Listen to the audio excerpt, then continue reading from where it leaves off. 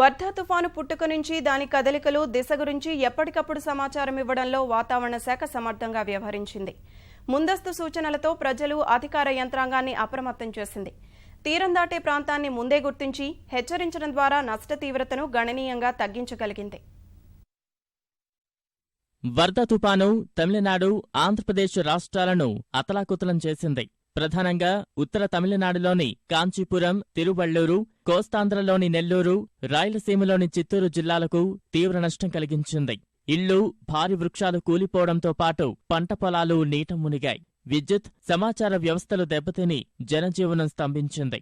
వర్ధా తుపాను శాంతించడంతో ప్రజలు ఇప్పుడిప్పుడే కోలుకుంటున్నారు. చెన్నైలో క్రమంగా సాధారణ పరిస్థితులు నెలకొంటున్నాయి.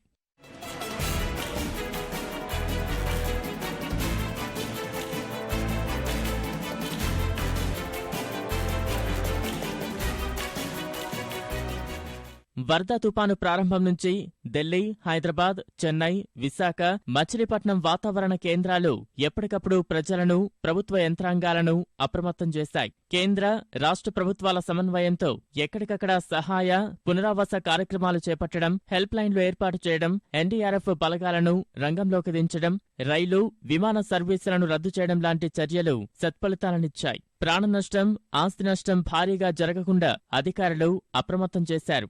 నెల్లూరు, చెన్నై మధ్య వర్ధా తుపాను ఎక్కడ తీరం దాటుతుందనే విషయాన్ని 48 గంటల ముందే చెప్పామని హైదరాబాద్ వాతావరణ కేంద్రం అధికారులు పేర్కొన్నారు. వరద తుఫాన్ చూసుకుంటే గనక దాని తీవ్రత పెను తుఫాన్ కన్నా తక్కువగా ఉండటం వల్ల దాని గాలులు మాత్రం 100 నుంచి 120 కిలోమీటర్ ప్రతి గంటకి at the most 140 kilometres per hour ఉండటం వల్ల మనకి గాలులు అయితే వీచినాయి, ఎదురు గాలులు అయితే వీచినాయి off and on the coast of south coastal AP కానీ అలాగే నార్త్ తమిళనాడు రీజియన్ కానీ.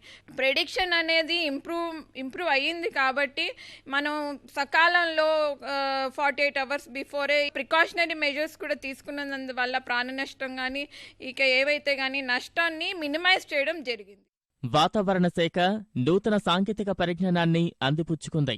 రాడార్ వ్యవస్థను పటిష్టం చేయడంతో పాటు అల్పపీడనాలు, వాయుగుండాలు, తుపాన్లు, వర్షాలు, ఉష్ణోగ్రతల సమాచారాన్ని ఎప్పటికప్పుడు అందిస్తోంది. ఫోన్ కాల్స్, ఈమెయిల్స్, వెబ్సైట్ ద్వారా ప్రభుత్వ విభాగాలు ప్రజలకు తాజా సమాచారం ఇస్తోంది. భూ ఉపరితలంతో పాటు సముద్రంలో జరిగే వాతావరణ మార్పులను సునిశిత పరిశీలన ద్వారా గుర్తిస్తున్నట్లు వెల్లడించింది. హెవీ రెయిన్ఫాల్ వార్నింగ్స్ కానీ, సైక్లోన్ వచ్చే ప్రెడిక్షన్స్ కానీ ఇవన్నీ ఇంప్రూవ్మెంట్ జరిగింది 10 yearsలోని. అట్లాగే చూసుకుంటే మాకు ఈ మెటీరియాలజీలో న్యూమరికల్ వెదర్ ప్రెడిక్షన్స్ అని ఉంటాయి, అవి కూడా ఇంప్రూవ్మెంట్ జరిగింది.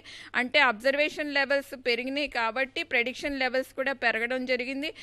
ప్రెడిక్షన్ లెవెల్స్ పెరుగుతున్నాయంటే సైక్లోన్ అనేది ఏ దిశలో వెళ్తుంది, ఇక్కడ ఈ కోస్తా తీరాన్ని తాగుతుంది అనేది యాక్యురసీ బట్టి చెప్పడం కూడా జరుగుతుంది.